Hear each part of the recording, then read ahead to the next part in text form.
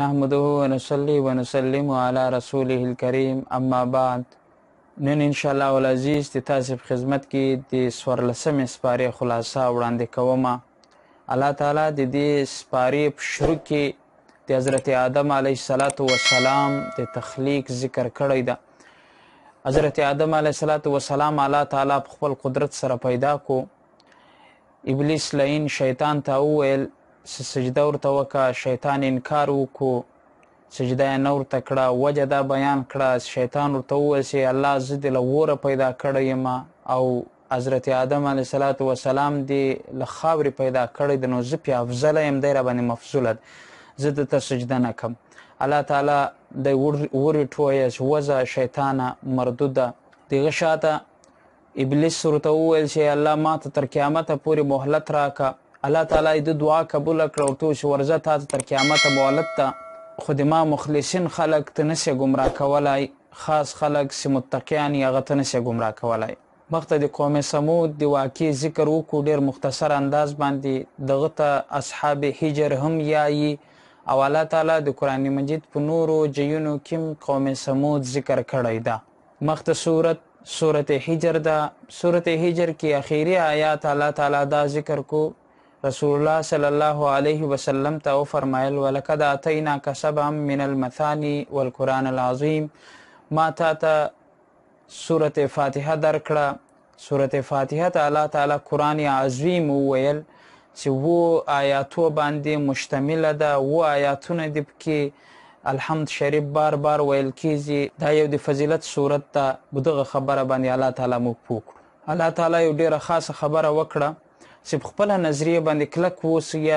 دی نه چې دنیا ته وګورئ، په دنیا باندې نظر ولاړ سي او عارضي دنیا چې تاسې متاثره سي او د خپله نظریه درجه خطا سي. واعبد ربک حتی یأتیک الیقین.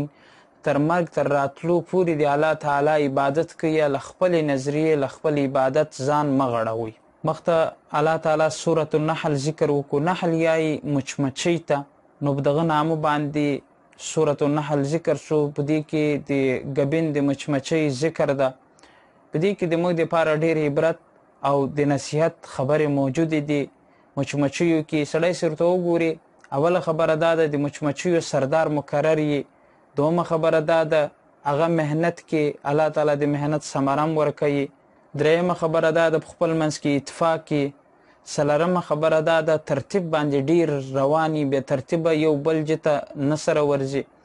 او څلورمه خبره دا ده چې د دوی د تګ او د راتګ لاره یو معلومه وي. نو په دې کې د موږ او د تاسې دپاره یو ډېر غټ فن، عبرت، نصیحت الله تعالی ایښی ده. او وفرمایل چې په ګبین کې شفا ده. نو ګبین کې اگر چې شفا ده، خو ګبین استعمالولو طریقه چې ده هغه له معالج پوښتنه کول پکار دي. د اینې د شفا په ځای باندې موږ او تاسې نقصان پیدا کړو. مخته الله تعالی د خپلو نعمتونو ذکر وکړو چې ما مځکه تاسې ته درکړه. یو دا ډېر غټ نعمت ده. په مځکه کې الله تعالی معدنیات پیدا کړو، خزانې، کولا. نو دا شی ما تاسې ته درکړو. اسمان، ستوري، دریابونه، بیړۍ، تجارت تاسې د بیړیو په ذریعه باندې کوي. نو مځکه ځان ته د الله تعالی غټ نعمت ده. او مځکه کې سینینې کومې خزانې دي هغه ځان ته د الله تعالی غټ نعمت ده. دا سپنګۍ او سترګه ځان ته د الله تعالی یو غټ نعمت دی. دغسې ستوري ځان ته یو د الله تعالی نعمت دی.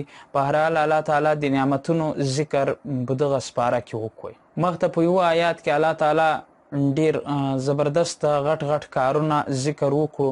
الله تعالی وفرمایل چې عدل کوي، انصاف کوي، بې انصافي مه کوئ، خپل خپلوي پالئ، احسان کوي له یو بله سره، بې حیا کارونو چې له خوشو کارونو چې ځان منې کوي، چې کوم د شیطانت کارونه یې له هغو چې ځان را کنټرول کوي، او بغاوت چې ځان بچ کوي، د الله تعالی بغاوت چې ځان بچ کوي، د رسول کائنات صلی الله علیه وسلم له بغاوته چې ځان بچ کوي.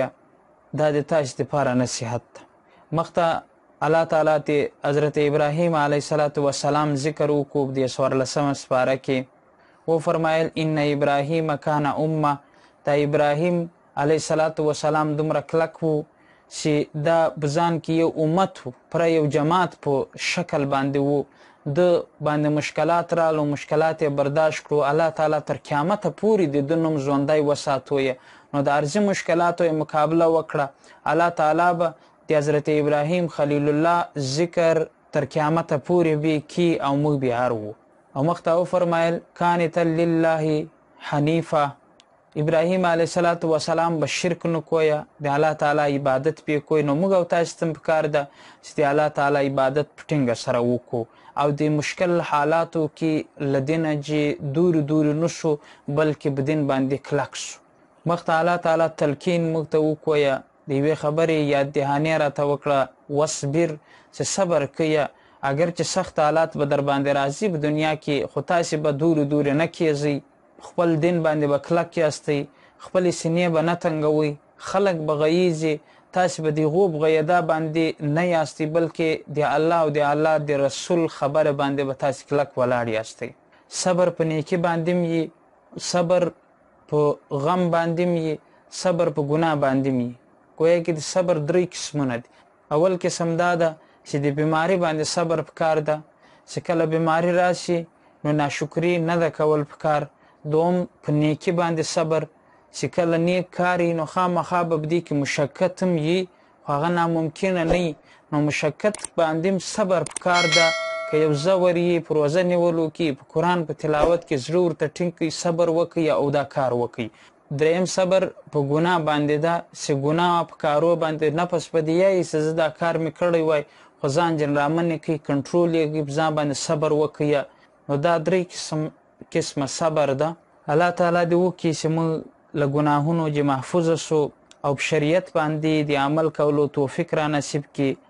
آفات، بلیات، مصایب او مشکلات، بیماریانو چې الله تعالی موږ محفوظه وساتي. او چې کله راسي نو الله تعالی دې موږ ته د صبر کولو توفیق را نصیب کړي.